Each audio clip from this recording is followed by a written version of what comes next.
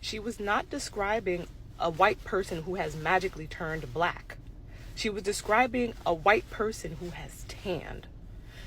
You guys had me thinking that like this was a black person, and it's not. It's a white person who has tanned. Well, this may be the day that I get canceled. I am a brand new author. I just debuted my own work, but I am going to speak my mind on this topic regarding Elsie Silver, because I believe that right is right, wrong is wrong, and that we live in a society today where people bandwagon without even knowing the facts. And so in her book, in her most recent arc, I believe it was an arc, I pulled the part that people are talking about, because I didn't want to come on here speaking about what had happened like solely based on what people were saying. Like, if I had just done that, then I would just hear people all over the internet saying that she is describing black people as dirty because their skin is dark. And I'm like, oh my God, that's terrible. So I'm like, well, let me look up the actual line that people are talking about, the excerpt. And I found the excerpt. That's not what she's doing.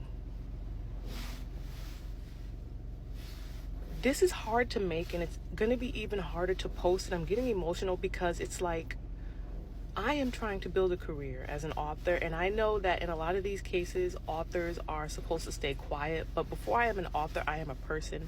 I am a human being. I am a black woman. I am a black person. And I write inclusive fiction, culturally inclusive fiction, because of the under and misrepresentation of people of color in books. And so I am someone who is often on high alert with when it comes to representation and how BIPOC people are represented in books or not represented at all in books. And so when this came across my FYP, I'm like, okay, this was like last night. I woke up today and it's still here, of course. And so I'm like, let me see what the excerpt is. And this is what it is. Elsie is describing a white boy, blonde, hair so blonde it looks white. I have seen, white people like that who their hair is so blonde that it starts to look white, and in those cases, these people tend to have very light skin, like very, very light skin. Not just like white, but they go white. You know what I'm saying? You know the type of people I'm talking about. So that's what I picture, because I am a critical reader. And I'm also a very visual reader. That's the other thing. I'm an incredibly visual reader. So when she is describing this mischievous little boy who is with blonde hair, so blonde it almost appears white, this is a white person she's describing, not a black person. Now, she describes him as mischievous, and based on the type of books she writes, in my head, I picture, and I could be wrong, but in my head, I picture a little white boy ripping and running in the sun with blonde hair, so blonde, and white skin in the sun, and then he gets tan as a result of it. And that tan on his white skin makes him look dirty. Not that the black is dirty, but because he is a white boy with white skin who has now tanned, and tans don't always make people brown. Sometimes they make people red. Sometimes they make people different shades, right? If I were to tan because I am already brown, I would get deeper brown. But when people with very, very, very white skin tan, they don't turn black or brown. Again, she said a tan so dark. Tan from the sun doesn't necessarily mean. Now, again, I'm just playing devil's advocate because I think that's what other people are doing. They're playing devil's advocate and they're jumping to an extreme one way. I'm just saying that there could be another extreme to this, that this white boy with very white skin and blonde hair so blonde that it almost looks white, who has been in the sun apparently and has tanned, like his knees are so dark from the tan that he looks dirty. It looks dirty. He looks dirty. He is not a black person. He is a white person who has now turned a color, brown, whatever it may be. Again, I don't know what shade of tan they have. I'm just playing devil's advocate, who has turned a color that he now looks dirty. If I take a piece of white paper from my printer, I take a brown crayon, I take a orange crayon, and I color on it. That paper is white, but the color will make it look dirty or, splotted or splotched or whatever. Y'all had me out here thinking she was describing black people. This is now, it may not be everyone, but the way that some people addressed this topic, it was like, here we are again, racism in 2025, describing black skin and dark skin as dirty. She was describing his knees. She was describing a white person, a white boy, as looking dirty because he has gotten a tan. I get it. I am us. I am a black person, and I get it. However, I personally, this is kind of like reminding me of the situation with the DoorDash girl, because I felt a different way about that. I personally felt like we just need to wait for all the facts to come out, but she has since been arrested and everything like that, and people will, of course, still, say that she was essayed by a sleeping man on a couch.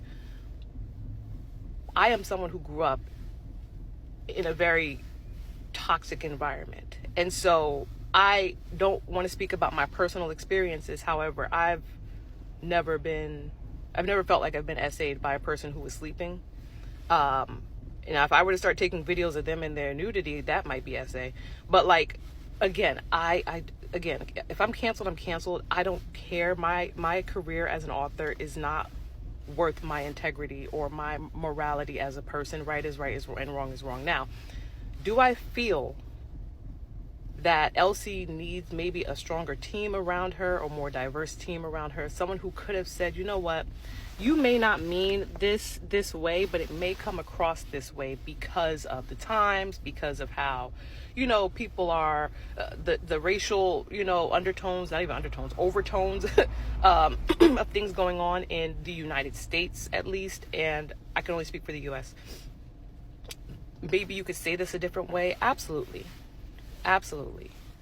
I think that it is important in this time, in this day and age, and it's something I do as a writer, to be overly cautious, because we have to, because race relations are really just tumultuous right now in this country, and black people are not taking shit anymore. We're not. Again, I get it, but for me, as a reader, as a writer, I do not believe she was being racist here. I believe she was describing a white boy. Very white boy, because it's not like a white boy with brown hair, a white boy with blonde hair so blonde it looked white. This is a very, very light-skinned complexion person who has gotten a tan, and it makes him look dirty because his original base color is white, not because he is now a black person. And I feel like people are going to be mad at me for this, but again, as someone who, I've read a lot. I've not read as much as some of the people who read the most in the world, but I've read a lot. I've written a lot. And I'm also just naturally an incredibly analytical person. I don't believe she was being racist.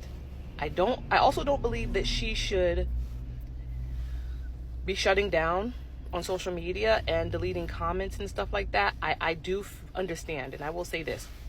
I think for white people, it's very scary to be in this space where black people feel you are being racist, or where BIPOC people feel you are being racist. It is very scary, because I've spoken to many authors who are white who have said, how do I write diverse characters without, it coming off wrong? It's scary to you guys, and I understand that, and it shouldn't be, but stuff like this is what makes it scary. So it's like, on one end, as black readers and black writers, we want to see more diversity. We want our books represented, of course, because we are writing them, but we also talk about how some of these heavy hitter romantasy authors never write black characters into their books. But then when anything that seems or sounds black, if it's not done right, nobody takes pause and says, you know what, let me just contact you and educate you. No, it's immediately cancel culture.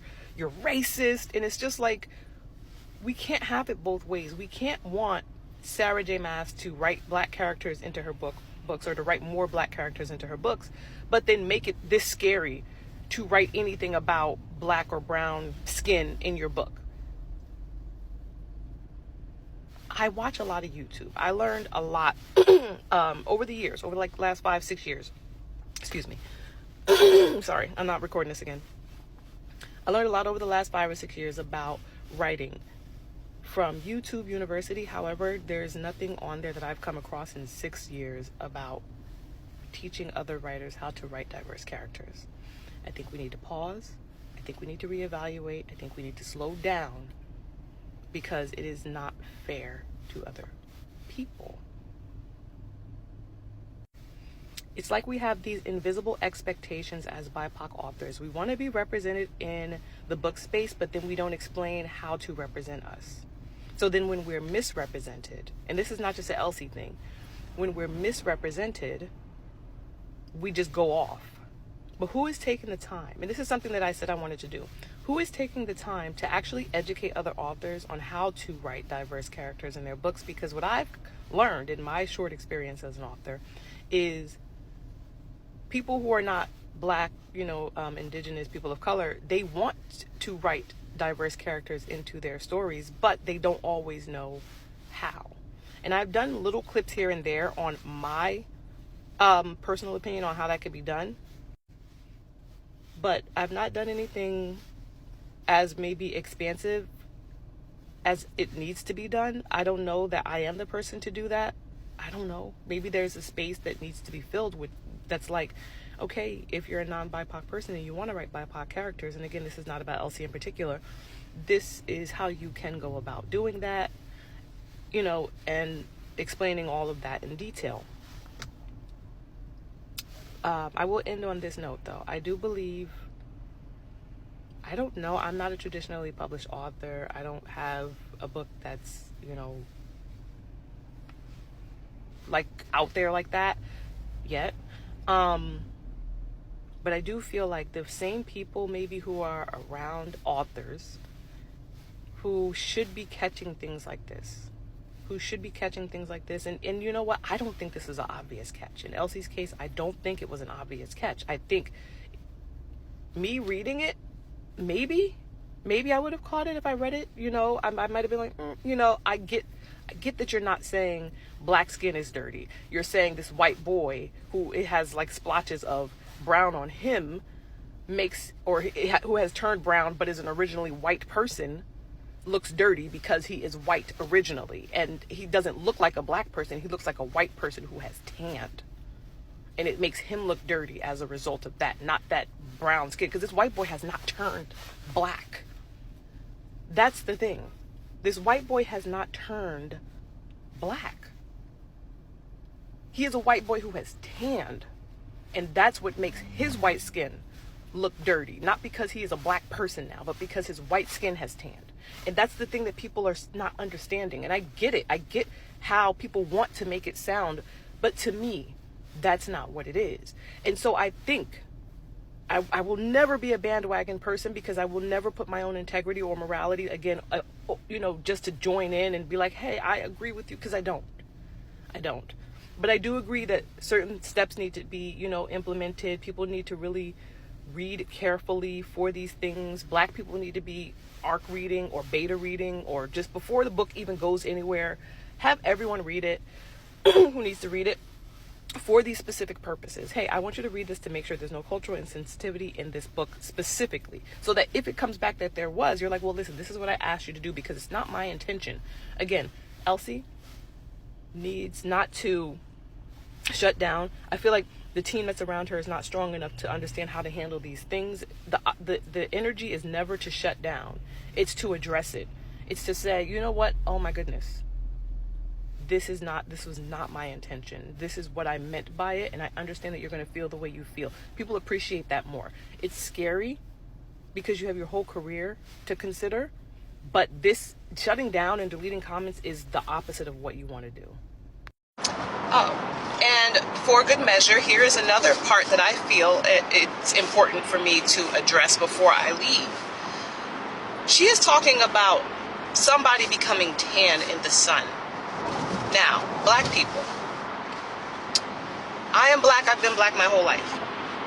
We traditionally do not tan. I'm not saying we don't get darker in the sun, but you know what I mean? We don't burn as often as people with fairer skin might burn. We don't tan the way that people with fairer skin might tan. Not everybody, but I don't know any Black people in my life, in my 40 years of being a Black person, who tans and who goes to tan. Tanning is something that really is large in the white community, and if you say that I'm lying, you're just trying to fool yourself in order to stick to whatever it is you want to believe. We do not deal with tanning the way that fairer skinned people without as much melanin in their skin do. And my point is that she's speaking about something that we don't even really understand. I don't know what it's like to be a white person who tans. I don't know what it's like to not be able to maybe go out in the sun without, sun tanning lotion and precautions, because I just walk into the sun. I don't tan the way that a white person might tan. And so I could take it even further and say that what she's saying here is outside of our wheelhouse, and we don't understand it as black people, and therefore we are attacking it. I don't know what it feels like to be a white person, to be in the sun, who tans, and whose knees tan and stuff like that. And most people with brown skin do not. And so it's like we're also attacking her based on something we've probably never experienced, based on something you've probably never experienced. Again, I'm just playing devil's advocate.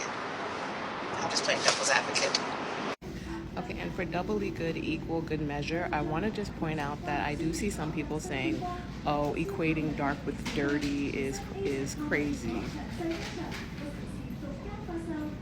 Since when? Now, this is not about dark skin or black skin. It's just that since when do we not equate things that have gotten dark that are not dark originally with being dirty? Have you ever had, so imagine if I had a toothbrush and I used that toothbrush to clean something else, right? I don't know. People have done that before. Like I've used it to, let's say, put, the only example I can think of is like boots, where I'm like using, putting it in the black stuff to like shine my boots. And then I give you the toothbrush and I'm like, here, use this toothbrush to brush your teeth. You would look at it like, why is it so dirty? Because it's supposed to be white, but it's now dark. You get what I'm saying? And I'm just saying this because I don't want people to say, well, equating dark with dirty is the problem. But like, since when? You know what I'm saying? Like, if I go work on my car, my hands are going to get black and smudged, and they're going to be dirty from the dark black smudge. Like, you know what I'm saying? That it's just, that doesn't mean that my black skin is dirty. That me having a darker skin or someone else who has darker skin than me is dirty. It just means that we do historically equate things that go from an original color to having darker color on them or becoming darker altogether with being dirty. Now, this doesn't necessarily mean people. It could mean anything. I might pick up a coin off the street, a quarter or a penny, and it's just so dark that I can't tell what it is. It's dirty because it is darker. Like, I just want to point that out because I've seen that in some comments.